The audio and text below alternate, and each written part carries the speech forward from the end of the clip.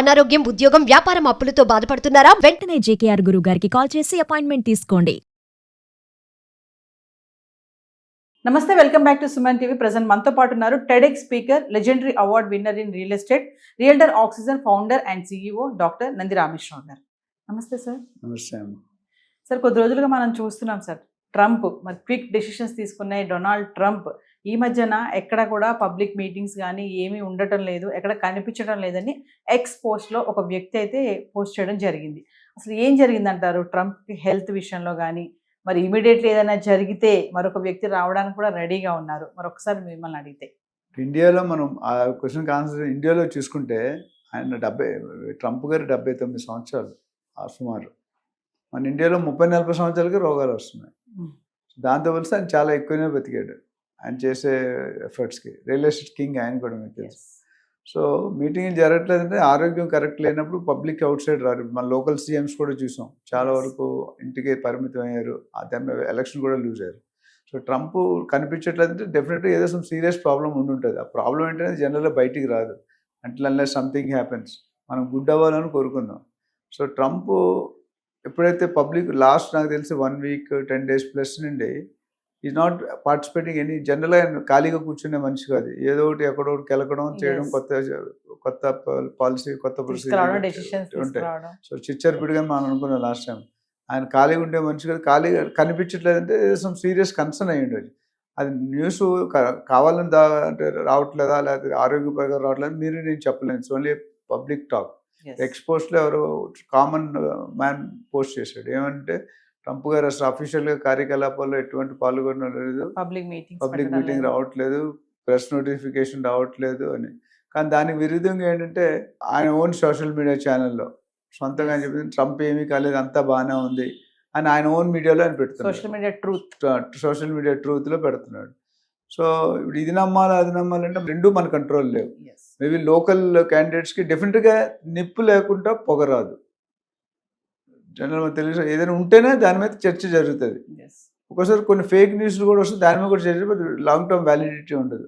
Full validity ఉందంటే నిప్పు లేకుండా అంటే ఎక్కడో ఏదో చిన్న క్లూ వచ్చింది. మేబీ అది సీరియస్ కన్సర్నా, మామూలు కన్సర్నా, యావరేజ్ కన్సర్నా, అబార్ అని తెలియదు.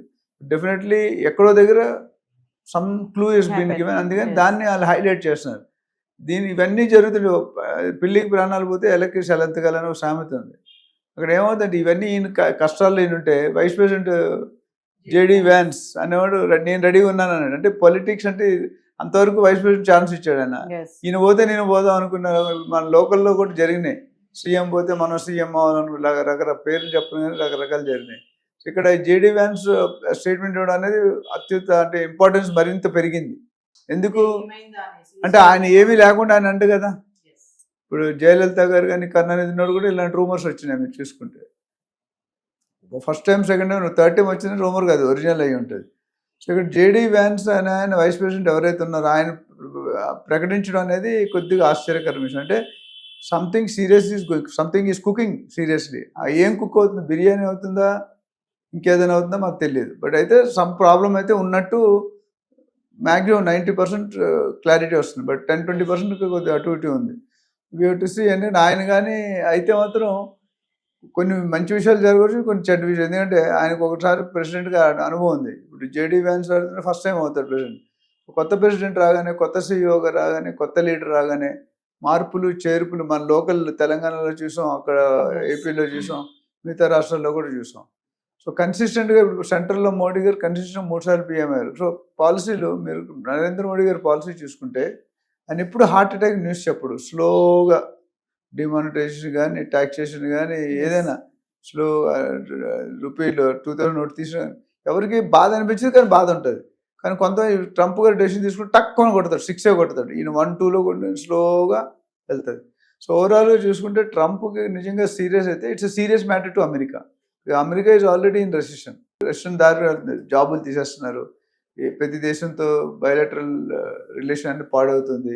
ఇప్పుడు లేటెస్ట్గా మీరు చూసుకుంటే మనం మాట్లాడబోతున్నాం, మనం పంపించే పార్సల్స్ మీద కూడా హీ హాజ్ పుట్ ట్యాక్సెస్. అంతకుముందు $800 వరకు వాల్యూ వరకు షిప్పింగ్ ఛార్జెస్ ఉండేవి, కానీ ట్యాక్సెస్ ఉండేది. ఇప్పుడు ఏంటంటే ఇవన్నీ కూడా కక్షతో కూడి చేసిన కార్యక్రమంలా అనిపిస్తుంది. ఒకప్పుడు స్టార్టింగ్ 1970s, 40s $1 ఉంటే ఉండేది. $1 కోసం $5 అయింది, $5 కోసం $20 అయింది, $20 కూడా 40, అట్లా పెరుగుతూ వచ్చింది.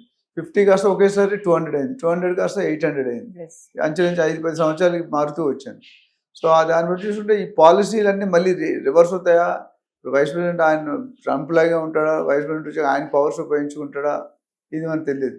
ఏదేమైనటికీ అమెరికాకి ఒక వికెట్ పోతే అంటే పోకూడదు, మంచిగా ఉండాలి. ఒకవేళ ఏదైనా అయితే it's a big damage to the American country. అంటే మనం చూస్తున్నాం కదా సార్, కొన్ని టీవీ ఛానల్స్ కానీ పేపర్స్ లో కానీ ఊహాగానాలు అయితే వస్తున్నాయి.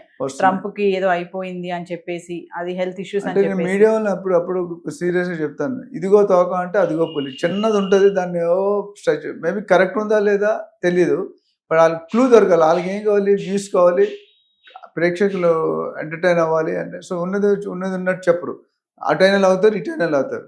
కొంతమంది ఛానల్ కరెక్ట్గానే ఇస్తారు.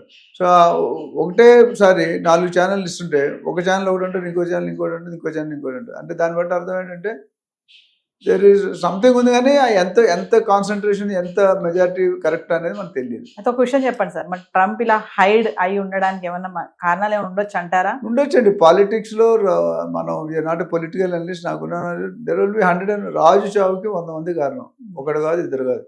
ఇది రావడానికి ఎన్నో కారణాలు ఉండొచ్చు.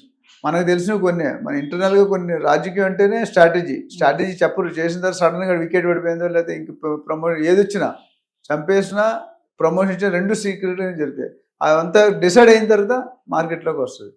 సో ఓవరాల్గా చూసుకుంటే మేబీ అది నిజం కాకూడదు, నిజం అయితే మనం ఏం చేయలేం. మనం to just wish him all the best. ఎందుకంటే ఎక్స్ ప్రెసిడెంట్ ఎవరైతే జేడీ వ్యాన్స్ ఉన్నారో ఆయన ఇంటర్వ్యూలో అలా చెప్పడంతో కొంచెం ఇంకా దుమారం పెరిగింది. ప్రతి ఒక్కరు కూడా మీరున్నారు అనుకోండి, మీకు ఎంతో ఉంటే నవీన ప్రమోట్ అయినా చేయలేదు, నవీన్ తీస్తే 2 నేను నవీన అవ్వదు, అలా వర్కౌట్ కాదు. ఎందుకంటే నవీన రోల్ నవీన, కిందోడు రోల్ కిందోడు, పైన ఇప్పుడు నేను మోహన్ లాగా లేకపోతే మీ బాస్ లాగా అయిపోవాలంటే కాదు కదా. సీట్లో కూర్చోవడం వేరు, ఆ సీట్ని జస్టిఫై చేయడం వేరు. ట్రంప్ అనేది ఎన్నైనా కొన్ని వాళ్ళ దేశానికి అనుకూలంగా చేసుకున్నాడు, అన్ని తప్పు కాదు.